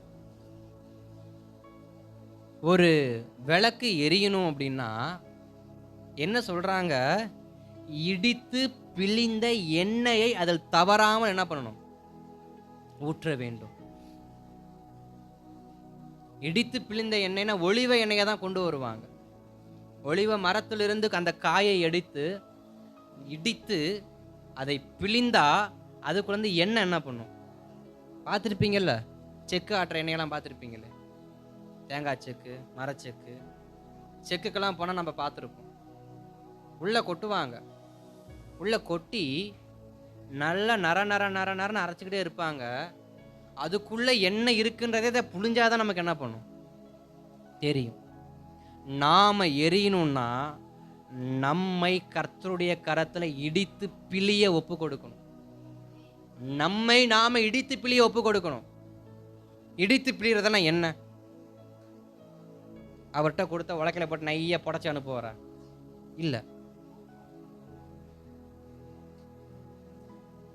தன் தோற்றத்தை, தன் முழுமையை, தன் அழகை, தன்னுடைய சௌகரியத்தை விட்டு கொடுக்கணும். அந்த ஒளிவ அந்த பழம், அந்த ஒளிவக்காய் எப்படி இருக்குமா? மரத்தில் இருக்கிறப்ப சந்தோஷமா இருக்கும், நண்பர்களோட சந்தோஷமா இருந்திருக்கும், குடும்பத்தோடு சந்தோஷமா இருந்திருக்கும், உறவுகளோடு சந்தோஷமா இருக்கும், கூட்டமா வாழ்ந்திருக்கும். ஆனால் அது இப்போ எங்கே போகணும்? செக்குக்கு போகணும், இடித்து பிழிகிற இடத்துக்கு அது போகணும். அப்படி இடித்து பிழிகிற இடத்துக்கு அது போகலைன்னா அது என்ன ஆகும்? புரியலையா? திரும்பவும் வரேன். ஒரு வீட்டில் தென்னை மரம் இருக்கு, சரிங்களா? தென்னை மரத்துக்கு 2 ஸ்டேஜ் 3 ஸ்டேஜ் வரும். ஒன்று இளநி, ரெண்டாவது ஸ்டேஜ் தேங்காய், 3வது ஸ்டேஜ் கொப்பரை தேங்காய். 3வது ஸ்டேஜ் கொப்பரை தேங்காய். இளநியை பயன்படுத்தலாம், தேங்காயை பயன்படுத்தலாம், கொப்பரை தேங்காயை பயன்படுத்தலாம். பட் அழுகுன தேங்காயை, 4வது ஒரு தேங்காயும் இருக்கு. ஒரு மரத்தில் இருக்கிறதான தென்னை மரத்தில் இருக்கிற தேங்காய் சரியான பருவத்தில் அதை பறித்து பயன்படுத்தப்படாவிட்டால் அது காலத்துக்கும் பிரயோஜனப்படாது. காலத்துக்கும். நாமும் கர்த்தருக்கு சரியான காலத்தில் பிரயோஜனப்படவில்லை என்றால் காலத்துக்கும் ஆயுள் உள்ளவரை பிரயோஜனமற்றவர்களாய், தூக்கி எறியப்பட்டவர்களாய், அழுகி போன நிலைமையில, பூச்சி பிடித்த நிலைமையில நம்முடைய வாழ்க்கை மாறிடக்கூடாது. இளநீ பிரயோஜனப்படும், தேங்காய் பிரயோஜனப்படும், கொப்பரை தேங்காய் கூட பிரயோஜனப்படும், கெட்டு போன தேங்காய் பிரயோஜனப்படாது. அப்ப இடித்து பிழிறதுக்கு 3 ஸ்டேஜ். இளநீ வேணாம், அது இளமை பருவம், வேணாம். சாரி, இளமை பருவம், குழந்தை பருவம். இளநீ குழந்தை பருவம், தேங்காய் இளமை பருவம், கொப்பரை தேங்காய் முதுமை நிலை. இதையும் தாண்டி போனால் அப்புறம் தூக்கி எறிஞ்சு மண்ணுக்குள்ளே போட்டு என்ன பண்ணிடுவாங்க? நம்முடைய வாழ்க்கையின் 3 ஸ்டேஜுக்குள் நாம் கர்த்தருக்குள் வராவிட்டால் நாம் எரிகிற விளக்காய் மாற முடியாது. நம்முடைய வாழ்க்கை எரிய முடியாது. இடித்து பிழிய ஒப்பு கொடுக்க ஆரம்பிக்கணும். இடித்து பிழிய ஒப்பு கொடுக்க ஆரம்பிக்கணும். குழந்தை பருவத்திலிருந்தே அந்த அந்த மரமானது, அந்த இளநியானது காப்பாற்றப்படணும். அந்த இளநீ, ஒரு மரத்தில் ஒரு தென்னை மரம் இருக்குனாக்க, தென்னை மரம் வளர்த்தவங்களுக்கு வைத்தறிச்சல் புரியும், வாழை மரம் வச்சவங்களுக்கு புரியும், மரம் வளர்க்குறவங்களுக்கு ஒரு அருமை என்ன பண்ணும் தெரியும். அதில் எப்படா கனி வரும், எப்படா அந்த காலம் வரணும் காலத்துக்கு காத்துக்கிட்டு இருப்பாங்க. அப்படி ஒரு பூ, ஒரு பிஞ்சு விட்ட உடனே அந்த பிஞ்சை எந்த ஒரு அணிலோ கிளியோ சேதப்படுத்தாதபடிக்கு அதை பத்திரமா பார்த்துக்க ஆரம்பிப்பாங்க. அது போலதான் தென்னை மரமும், அது போலதான் நம்முடைய வாழ்க்கையும். எவ்வளவுக்கு எவ்வளவு பத்திரமா பாதுகாக்கப்படுறோமோ அவ்வளவுக்கு அவ்வளவா இடித்து பிழிந்து எண்ணெயை எடுக்க கர்த்தர் நம்மை எடுத்து எரிய வைப்பார். நம்மை எடுத்து எரிய வைப்பார். இந்த வார்த்தை எனக்கு ரொம்ப பிடிச்ச ஒரு வார்த்தை. என்ன வார்த்தைனா, நான் பைபிள் காலேஜுக்கு சேரும் பொழுது இன்டர்வியூ நடக்கும். அப்போ நான் சொன்ன வார்த்தை இதுதான். என்ன வார்த்தை அப்படின்னா, உங்களுக்கு பிடித்த ஒரு வாக்கியத்தை சொல்லுங்க. கடந்த நாட்களில் உங்களுடைய சபையின் ஊழியர் அவருடைய பிரசங்கத்தில் உங்களுக்கு பிடித்த ஒரு சாட்சியை, ஒரு வசனத்தை நீங்கள் சொல்லணும், உங்களை கவர்ந்ததை சொல்லணும் அப்படின்னாங்க. எனக்கு அப்போ ஒரு சம்பவம் ஞாபகத்தை வந்துச்சு. எங்கள் பாஸ் ஒரு வார்த்தையை சொன்னார். சாது சுந்தர் சிங்கை பற்றி சொன்னார். அந்த ஐயா கிட்ட அவருடையதான வயதான நாட்களில் ஒரு வார்த்தை கேட்குறாங்க, நீங்கள் எப்போ ஊழியத்துக்கு வந்தீங்க அப்படின்னு. அவர் வாலிபத்தின் ஆரம்பத்திலே ஊழியத்துக்கு வந்துட்டார். அவர் சொல்லிக்கிட்டு இருக்க, நான் வாலிபத்தின் ஆரம்பத்திலே ஊழியத்துக்கு வந்துட்டேன் அப்படின்னு. அப்போ இன்றைக்கான இளம் தலைமுறைக்கு நீங்கள் என்ன சொல்கிறீங்க அப்படின்னு அவர் கேட்டார். ஏன்னா அப்போவே அநேகர் என்ன பண்ணிட்டாங்க, செட்டில் ஆனதுக்கப்புறம் ஊழியத்துக்கு என்ன பண்ணுவோம், போவோம். இல்லை, அடுத்த ஒரு தேவை நமக்கு வராத ஒரு வாழ்க்கை நம்ம எப்போ வாழ்கிறோமோ அப்போ என்ன பண்ணுவோம், ஊழியம் செய்வோம். ஒரு 60 வயசு ஆகட்டும், பிள்ளைக்கு திருமணத்தை என்ன பண்ணிடுவோம், முடிச்சு வச்சுருவோம். இப்படி எல்லா காரியத்தையும் சொல்லி முடிச்சுட்டு, செஞ்சு முடிச்சுட்டு ஊழியத்துக்கு போகணும்னு என்ன பண்ணுவாங்க, இருந்தாங்க. அப்போ அவர்கிட்ட கேட்குறாங்க, இப்படியெல்லாம் இருக்கிறாங்க, நீங்கள் என்ன சொல்ல விரும்புகிறீங்க அப்படின்னு கேட்குறப்ப அவர் சொன்ன ஒரு வார்த்தை, நான் உங்ககிட்ட ஒரு 3 விதமான பழத்தை நான் கொடுக்குறேன், இதில் நீங்கள் எதை சாப்பிடுவீங்கன்னு நீங்கள் சொல்லுங்கள் அப்படின்னு சொல்லிட்டுன்னு அவர் கண்ணுக்கு முன்னாடி 3 விதமான ஒரே மரத்தில் பறித்து எடுக்கப்பட்டதான 3 பழங்களை வச்சார். முதல் பழத்தை எடுத்து அவர் புசிக்கிறாரு, அது ஒரே புளிப்பு, புசிக்க முடியல, வச்சிட்டாரு. இரண்டாவது பழத்தை எடுத்தாரு, அது ஒரே இனிப்பு, சாப்பிட்டு முடிச்சிட்டாரு. முதல் பழத்தை கடிச்சாரு, கடிச்சதையும் துப்பிட்டு அதை தூக்கி ஓரமா என்ன பண்ணிட்டாரு, புளிப்பு. இரண்டாவது ஒரு பழத்தை எடுத்தாரு, அந்த பழத்தை எடுத்து அதனுடைய முழு சுவையும் ருசித்து அதை முழுசா என்ன பண்ணிட்டாரு, சாப்பிட்டு முடிச்சிட்டாரு. மூன்றாவது ஒரு பழம் இருக்கு, அதை அவர் எடுக்கவும் இல்லை, முகர்ந்து கூட பார்க்கல. காரணம் என்னன்னா, அது அழுகி போன ஒரு பழம்.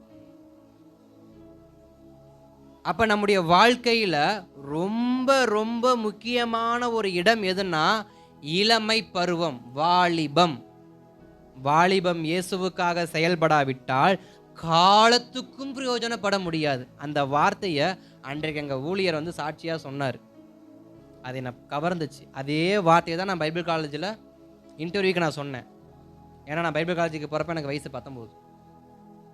பைபிள் காலேஜுக்குள்ள என்ட்ரி ஆகிறப்ப எனக்கு வயசு சரியாக 18 முடிஞ்சு 19 ஆரம்பிக்கிற போகிற ஸ்டேஜ் அது. அப்போ தான் நான் என்ட்ரி ஆனேன். மீசை கூட முழுசாக என்ன பண்ணல, அப்போ எனக்கு முளைக்கல. அப்போ நம்முடைய பருவத்தை கர்த்தருக்கு சரியாய் பயன்படுத்தினால் நம்மை எரிந்து பிரகாசிக்கிற விளக்காக கர்த்தர் என்ன பண்ணுவார், மாற்றுவார். வயது மாத்திரமல்ல, நேரமும் அதே மாதிரிதான். சரியான நேரத்தில் கர்த்தரை கண்டடையத்தக்க சமயத்தில் அவரை தேடுங்கள். எல்லாமே சரியான நேரத்தில் செய்ய வேண்டியதான விஷயங்கள். நான் பேசினா இன்னும் நிறைய போயிடும், இன்னும் நிறைய குறிப்பு இருக்கு. அப்ப இடித்து பிழிய நம்ம என்ன பண்ணணும், ஒப்பு கொடுக்கணும்.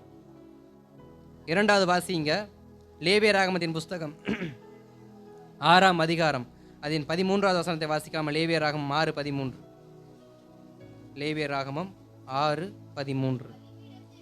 பலிபீடத்தின் மேல் எப்போதும் எரிந்து கொண்டிருக்க வேண்டும், அக்கினி எப்பொழுதும் எரிந்து கொண்டே இருக்க வேண்டும், அது ஒரு பொழுதும் அவிந்து போகலாகாது. அது ஒரு பொழுதும் அவிந்து போகலாகாது.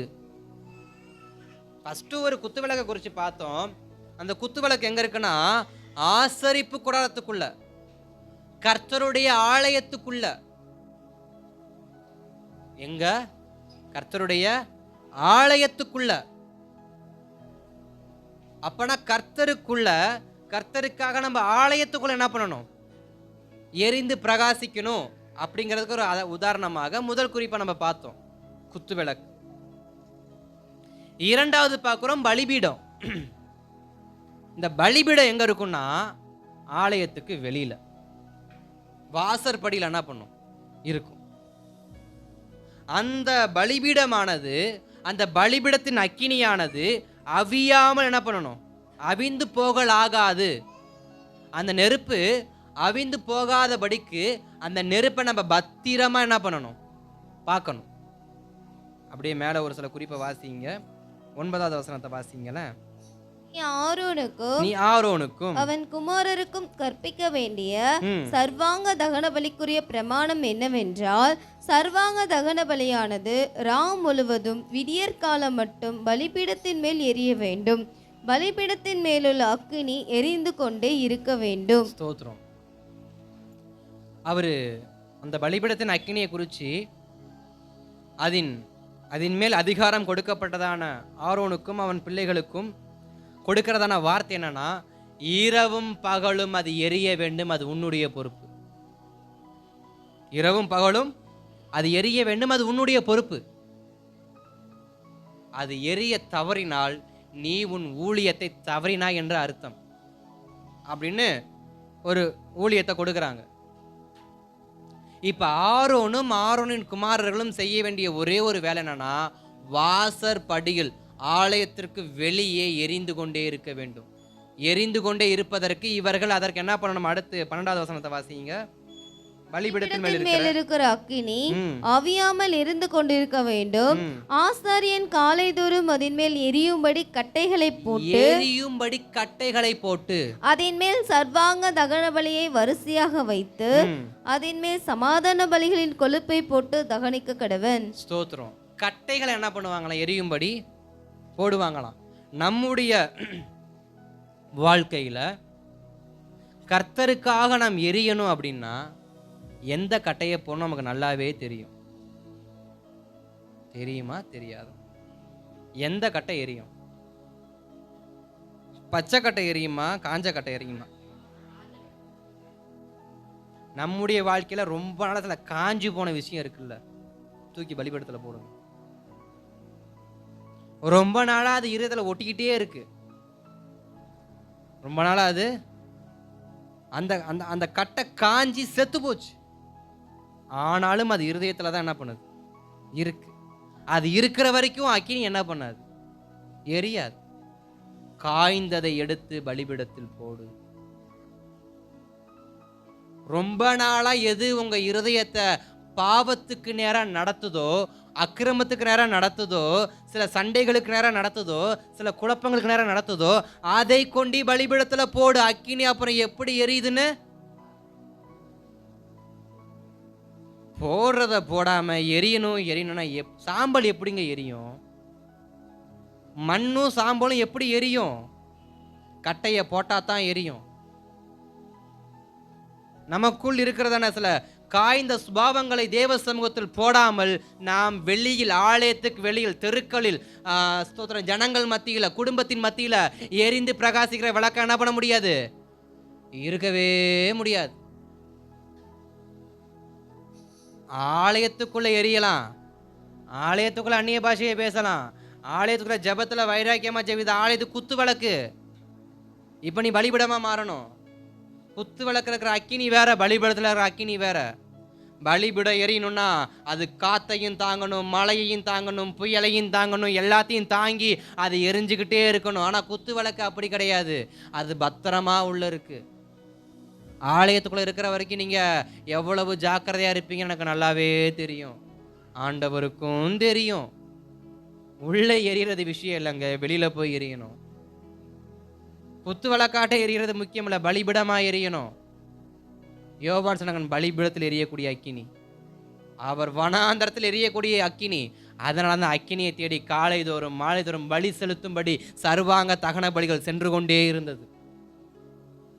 சர்வாங்க தகன பலி. அந்த வசனத்தை மறுபடியும் வாசிங்க. 12வது வசனத்துல பின்பகுதி. பலிபீடத்தின் மேல் இருக்கிற அக்கினி அவியாமல் எரிந்து கொண்டிருக்க வேண்டும்.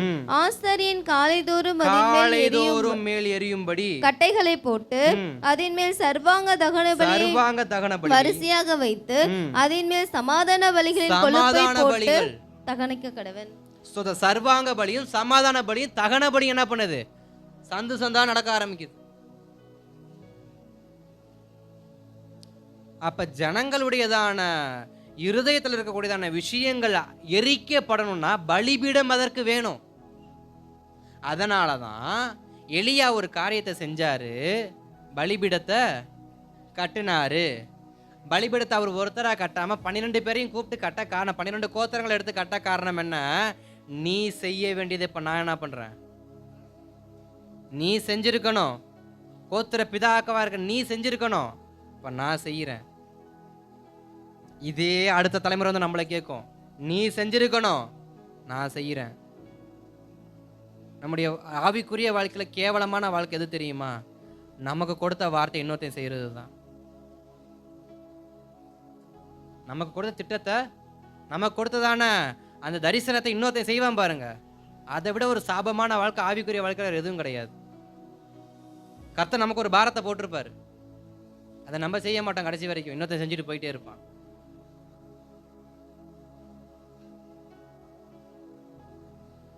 அப்ப நம்மேல் போடப்பட்ட பாரத்தை நாம் எரிந்து கொண்டே இருக்கணும்.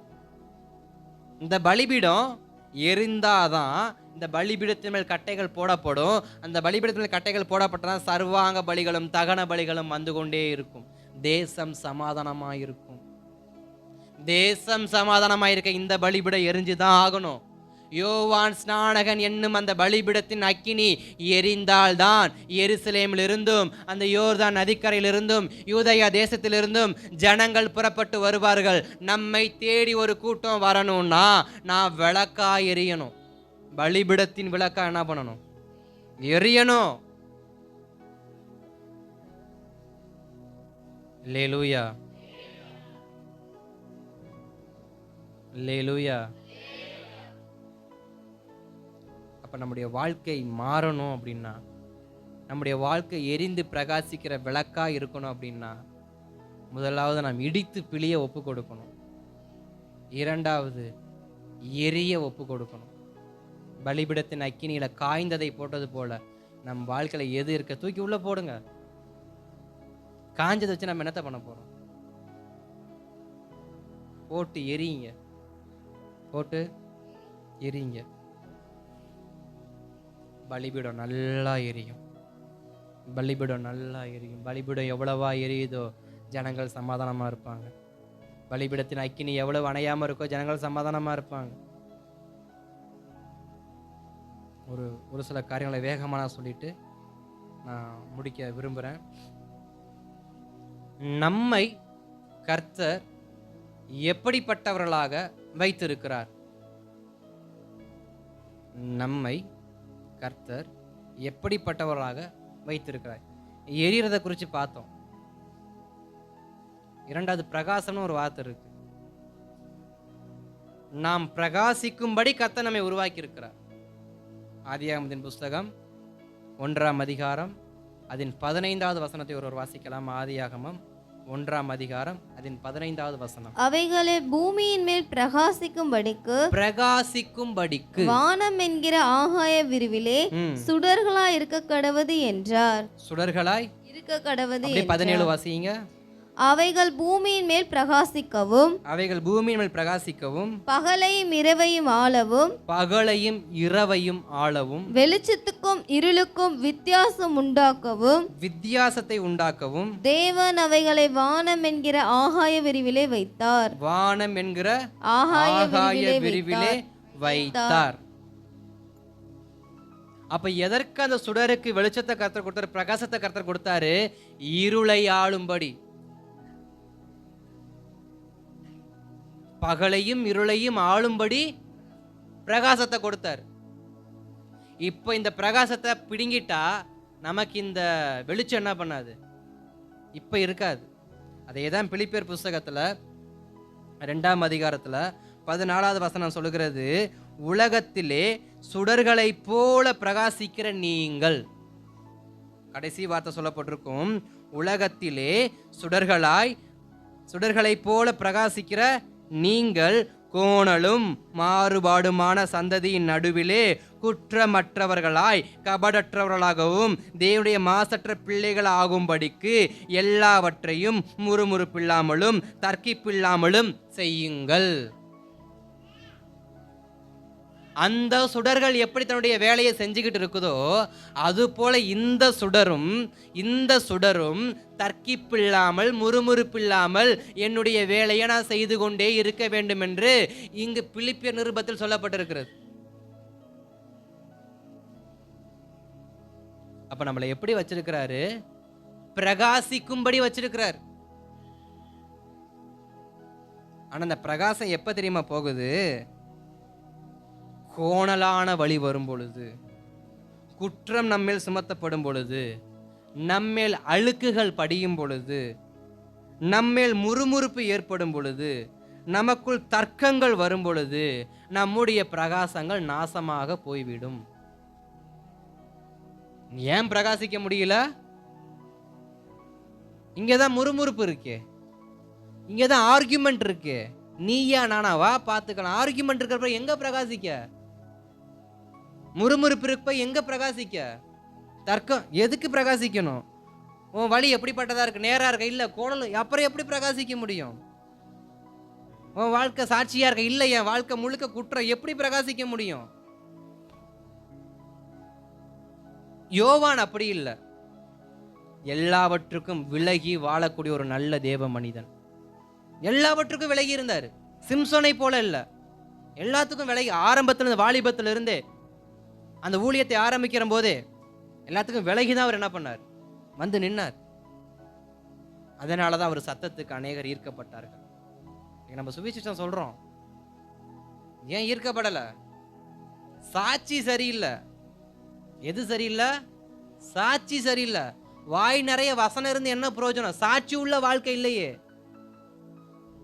வாயை திறந்தா வசனம், வாயை திறந்தா பாட்டு, வாயை திறந்தா துதி, வாயை திறந்தா ஆராதனை, வாயை திறந்தா ஸ்தோத்திரம். வாழ்க்கை சாட்சியா இல்லாம எரிய முடியாது. எரிஞ்சாலும் பிரகாசம் வராது.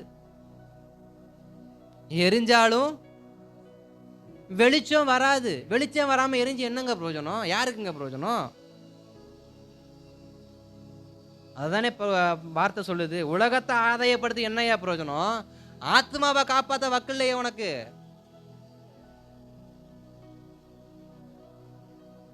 எதை காப்பாற்ற முடியல? ஆத்மாவை காப்பாற்ற மணி ஊழியம் செஞ்சு என்ன பிரயோஜனம்? சுவிசேஷம் சொல்லி என்ன பிரயோஜனம்? பிரசங்கம் பண்ணி என்ன பிரயோஜனம்? எனக்கா இருக்கட்டும், நமக்கா இருக்கட்டும், இங்க இருக்கிற எல்லாருக்கா இருக்கட்டும், வாழ்க்கை சாட்சியா இல்லைன்னா யாரையும் ஈர்க்க முடியாது. கிறிஸ்துவுக்கு நேரா. யாருக்கு நேரா? கிறிஸ்துவுக்கு நேரா. நாம் பிரகாசிக்க வேண்டியவங்க. நம்மளால் அநேக ஈர்க்கப்படணும். ஆனா இன்றைக்கு அநேகர் நம்மளை பார்த்து சீ போன்ட்டு என்ன பண்றாங்க, இவனே இப்படி இருக்கிறான், இவன் துதிக்கிற தேவன் எப்படி இருப்பாருன்ட்டு என்ன பண்றாங்க. இவன் சாட்சி எந்த லட்சணத்துல இருக்கு, இவன் சொல்ற இயேசு. யாரால யாருடைய நாம தூஷிக்கப்படுறது? ஆனா யார் அப்படி கிடையாது. யோவான் ஸ்நானகன் அப்படி கிடையாது. சரியா இருந்தபடினால் அவன் சத்தத்திற்கு ஜனங்கள் வந்தார்கள். நாம் சரியா இருப்போம்னா நம் சத்தத்துக்கு ஜனங்கள் வருவாங்க. நம்முடைய சுவிசேஷத்துக்கு ஜனங்கள் வருவாங்க. நம் ஜெபத்துக்கு ஜனங்கள் வருவாங்க. சாட்சி தாங்க முக்கியம். நேற்று கேட்டோம்ல, சாட்சி தான் முக்கியம், ஊழியம் இல்லை, சாட்சி. சாட்சியை இழந்து ஊழியம் செஞ்சு என்ன பிரயோஜனங்க? அதான் சொல்லுவாங்களா, ஒரு ஒரு பழமொழி சொல்லுவாங்க, வெள்ளம் போனதுக்கு அப்புறம் முக்காடு போட்ட என்ன போடாட்டி என்ன போ, முழுசா நினைச்சதுக்கு அப்புறமா இதுக்கப்புறம் முக்காடு போட்டான்னா போடாட்டி என்ன, கரை புரண்டு வெள்ளம் ஓடுது, இதுக்கப்புறம் நீ அணையை கட்டினா என்ன கட்டாட்டி என்ன, அது புரண்டு ஓட ஆரம்பிச்சு. சாட்சி என்கிற அணை, சாட்சி என்பது ஒரு அணை, அது இல்லைன்னா வாழ்க்கை தட புரண்டு ஓட ஆரம்பிச்சிடும். அந்த சாட்சி என்கிற அணையை யோவான் சரியாய் தன் வாழ்க்கையில் கட்டி வைத்திருந்தார். அதனால் அவள் தடம் புரண்டு ஓடாமல் சீராய் ஓடினார். இன்றைக்கு அணைகள் கட்டப்பட்ட ஊரெல்லாம் பார்த்துருக்கீங்களா? 2 பக்கம் அணை கட்டி, பாலம் கட்டி, தண்ணீர் அழகா திறந்து விடுவாங்க. அது ஒரு சேதத்தை என்ன பண்ணாது, அழகா ஓடும், ஒரே லெவல்ல ஓடும், ஒரே ஸ்பீட்ல ஓடும். ஆனால் இந்த காட்டாறு வெள்ளத்தை பாருங்க, ஓராத்தையும் அழிச்சு போட்டு போயிடும். சாட்சி என்கிற அணை இல்லைன்னா நாம் காட்டாற்று வெள்ளங்களை போல அழிக்க மட்டுமே பிரயோஜனப்படுவோமே தவிர யாரையும் கர்த்தருக்கு நேராக ஆதாயப்படுத்த என்ன பண்ண முடியாது, பிரயோஜனப்படுத்த முடியாது. யோவான் ஸ்நானகன் தன் சாட்சியை அழகாய் கட்டமைத்திருந்தபடினால் அவர் எரிந்து பிரகாசிக்கிற விளக்காய் இருந்தார். நாம் நம்முடைய சாட்சி என்ன பண்ணணும், சரியா கட்டணும். அடுத்து வேகமாக வாசிங்க. யோபுவின் புஸ்தகம் 22:8 ஒருத்தர் எடுத்துக்கங்க. அடுத்து சங்கீதம் 52 ஒருத்தர் எடுத்துக்கங்க. அடுத்து நீதிமொழிகள் 4:18 ஒருத்தர் எடுத்துக்கங்க. அடுத்து மத்தேயு 5:16 ஒருத்தர் எடுத்துக்கங்க. வேகமாக வசனத்தை வாசிச்சுட்டு வேகமாக முடிக்க போகிறோம். யோபு 22:28 ஒருத்தர் வாசிங்க. நீர் ஒரு காரியத்தை நிர்ணயம் பண்ணினால் அது உமக்கு நிலைவரப்படும், உம்முடைய பாதைகளில் வெளிச்சம் பிரகாசிக்கும். ஸ்தோத்திரம். எப்ப பிரகாசம் ஆரம்பிக்கும்? நிர்ணயமான வாழ்க்கை வாழ ஆரம்பிக்கும் பொழுது. யோபு சொல்றாரு, நான் பொருத்தனையோடு வாழ்க்கை எப்ப வாழ்றேனோ அன்னைக்கு என் வாழ்க்கை பிரகாசமா மாறும். சாட்சியோடு நான் என்னைக்கு வாழ ஆரம்பிக்கிறேன் அன்னைக்கு என் வாழ்க்கை பிரகாசமா மாறும். என்றைக்கு நான் என் வாழ்க்கையை கட்டுறேனோ, கட்டமைப்பு கொடுக்குறேனோ அன்னைக்கு என் வாழ்க்கை சாட்சியாமா, அன்னைக்கு என்னுடைய வாழ்க்கை பிரகாசிக்க ஆரம்பிக்கும். அதுதான் நீ நிர்ணயம் பண்ணினால். நீ நிர்ணயம் பண்ண ஆரம்பிச்சா, நீ வாழ்க்கையை இப்படிதான் வாழ்வேன் திட்டம் போட்டா வாழ்க்கை பிரகாசமா மாறும். ரெண்டாவது சங்கீதம் 52 வாசிங்க. பூரண வடிவுள்ள சீயோனிலிருந்து போதும் போதும் போதும். பூரண வடிவு, பூரண சங்கீதம் 52 பூரண வடிவு. பூரண வடிவு நமக்குள் இருக்கும் என்றால் பூரண சமாதானம், பூரண ரட்சிப்பு, பூரண அபிஷேகம், கர்த்தருக்குள் நாம் பூரணமாய் பரிபூரணமாய் இருப்போம் என்றால் கர்த்தர் நம்மை பிரகாசிக்க வைக்க முடியும். நமக்கு ஒரு பூரணமான வடிவம் வேணும். நமக்கு ஒரு பூரணமான வடிவம் வேண்டும். வடிவம் இருந்தால் பிரகாசிக்க முடியும். அடுத்து வாசிங்க நீதிமொழிகள் 4:18. நீதிமான்களுடைய பாதை நடு பகல் வரைக்கும் அநேகமாய் அதிகமாய் சூரிய பிரகாசத்தை போல இருக்கும். யாருடைய பாதையா? நீதிமானுடைய பாதை. யாருக்கு நீதிமான்? சக நபர்களுக்கு நாம் நீதி உள்ளவர்கள் என்ன பண்ணணும்? இருக்கணும். யோபு நீதியும் பக்தியும் நிறைந்தவன். பக்தி தேவனுக்கு, நீதி ஜனங்களுக்கு. பக்தி கர்த்தருக்கு, நீதி யாருக்கு? சக வாழ்க்கை வாழக்கூடிய சக உறவினர்களுக்கு, சக குடும்பத்தாருக்கு, சக நண்பர்களுக்கு நாம் நீதிமானா இருக்கணும். தேவன்கிட்ட போய் நம்ம குற்றம் சாட்ட முடியாது. தேவன்கிட்ட போய் சொரண்டி என்ன பண்ண முடியாது. புரியலையோ?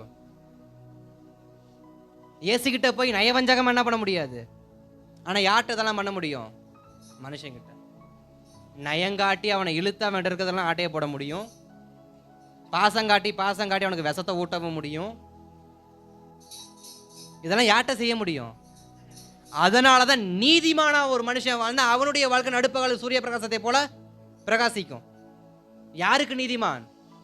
சக மனுஷனுக்கு, இவ்வுலக மனுஷனுக்கு நம்ம நீதிமான என்ன பண்ணணும்? யோவான் சொன்ன அந்த வாழ்க்கையை வாழ்ந்தாரு. அதனாலதான் ராஜாவே சொல்றாரு, அவன் நல்ல மனுஷன்டா, அவனை ஏன்டா கொல்ல பாக்குறீங்க?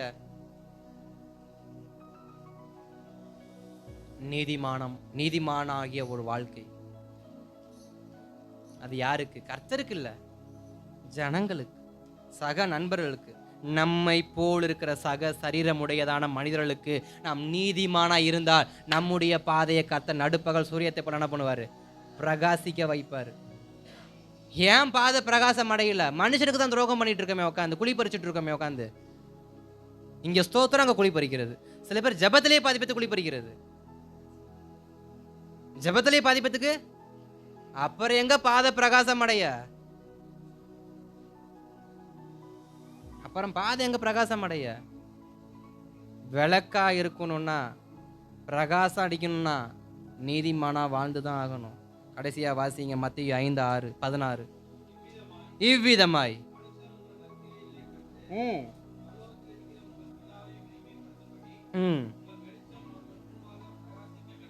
நற்கிரியைகள். யாருடைய நற்கிரியை யாரு பார்க்கணும்? மறுபடியும் வசனத்தை வாசிங்க. மனுஷர் உங்கள் நற்கிரியைகளை, போதும். யாருக்கு நற்கிரியை செய்யணுமா? மனுஷனுக்கு மனுஷன் உதவி செய்ய வேண்டும்.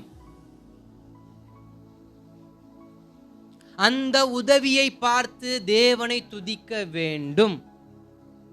அப்பொழுது நம்மை குறித்து பரலோகம் சந்தோஷம் அடையும். அல்லேலூயா. இப்ப யாருக்கு நற்கிரியை செய்யணும்? நம்ம செஞ்ச நற்கிரியை யாரு பார்த்து யாரை மகிமைப்படுத்தணும்? மனுஷன் நம்ம நற்கிரியை பார்த்து தேவன் என்ன பண்ணணும்? மகிமைப்படுத்தணும். நம்முடைய வாழ்க்கை எப்படிப்பட்ட வாழ்க்கையா இருக்கணும்? மற்றவர்களுக்கு உதவி செய்கிற வாழ்க்கையாக இருக்கணும். அவராப்பா அவர்கிட்ட போனா அவர் ஏதாவது நமக்கு ஒரு நன்மை என்ன பண்ணுவார்? அப்படிப்பட்ட சாட்சி நமக்கு வேணும். அவன்கிட்ட போகாத, இருக்கிறதையும் புடுங்கிட்டு என்ன பண்ணிடுவான்? சரியான குரங்கு போய் இருக்கிறத புடுங்கிடுவான், போயிடாது. நம்மளை பார்த்து உலகம் அப்படி பேசக்கூடாது. நம்மளை பார்த்து உலகம் என்ன சொல்லணும்?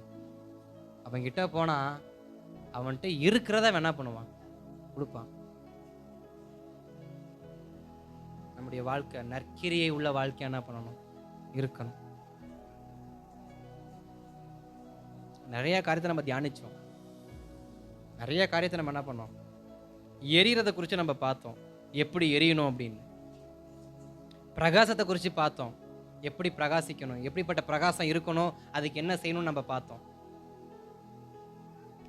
எரிந்தாலும் பிரகாசம் இல்லாமல் இருந்தால் பிரயோஜனம் இல்லைன்றதுக்காண்டி பிரகாசத்தை குறித்து என்ன பண்ணோம்? பார்த்தோம்.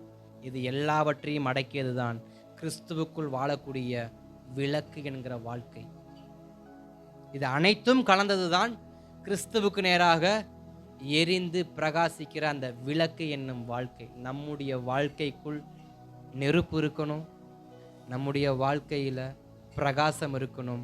அப்பொழுது நாம் விளக்காக அங்கீகரிக்கப்படுவோம், கிறிஸ்தவனாக அங்கீகரிக்கப்படுவோம். யாராக அங்கீகரிக்கப்படுவோம்? கிறிஸ்தவனாக அங்கீகரிக்கப்படுவோம். அப்ப என்ன ரூபம், என்ன மறுரூபம் வேணும்? நான் எரிந்து பிரகாசிக்கிற விளக்கு. நான் எரியணும். எரியறதுக்கு எது வேணா நான் செய்வேன். நான் பிரகாசிக்கணும். என் பிரகாசம் வெளியே வர்றதுக்கு நான் எதை வேணா செய்வேன். ஆக மொத்தம் நான் கிறிஸ்தவ வாழ்க்கைய சரியா வாழணும். கிறிஸ்தவ வாழ்க்கைய சரியா வாழணும். யோவான் ஸ்நானகன் எரிந்து பிரகாசிக்கிற விளக்காய் இருந்தார். வெறும் விளக்காய் இருக்கிறது இல்லை. இன்னைக்கு ஒரு மறுரூபம் வேணும்.